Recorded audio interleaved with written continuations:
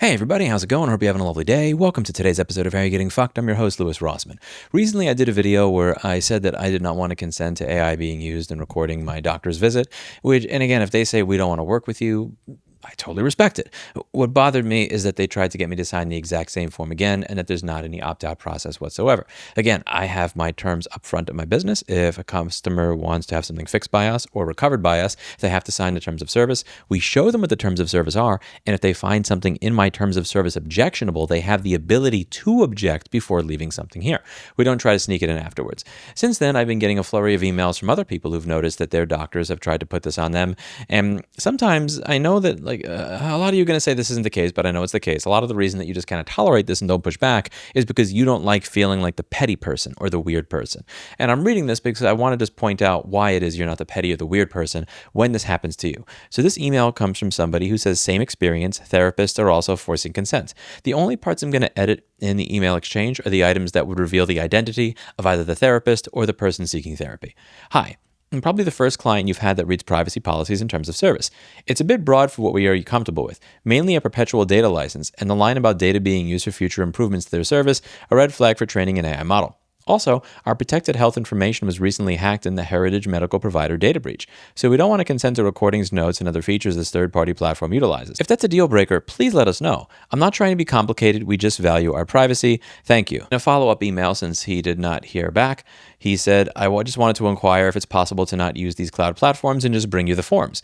We've received another email reminder for filling out the forms, and it wants us to agree to our terms of service and privacy policy, including waiving liability for a data breach and opting to a perpetual license to our PHI, including a clause to make future improvements to the service. We don't want to consent nor upload details of our relationship to a third-party cloud service.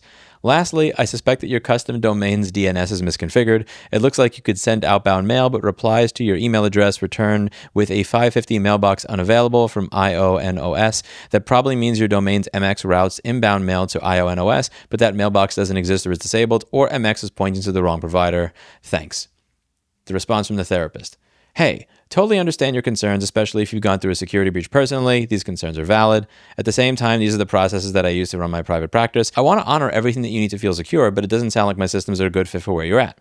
I can give you referrals of other therapists to look into. It might be good for you to let them know what you're needing in advance. Most therapists that I know of are using some sort of software to run their practice. Everything was okay up until this point. He did let you know ahead of time what he was looking for before he filled out any of the paperwork.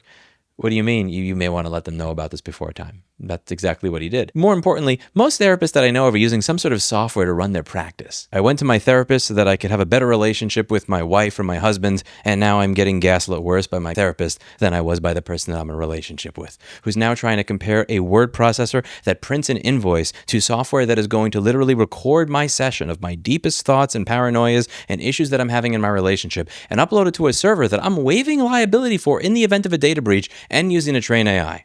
Fuck you very much, Mrs. Therapist. Yeah, fuck that. If anything, I think somebody like this could have a very positive effect on my relationship because I entered the therapy session thinking that these really small things were serious problems, and then I come out of it realizing, wait, life could be worse. I could be married to you. There's a difference between recording all of your data into a system that wants you to waive liability for data breaches and using a fucking calendar system. And conflating these two and I don't use this word very often because I dislike how often it is misused and overused and used when people are just having petty disputes that they just want to make sound like they're psychologically relevant.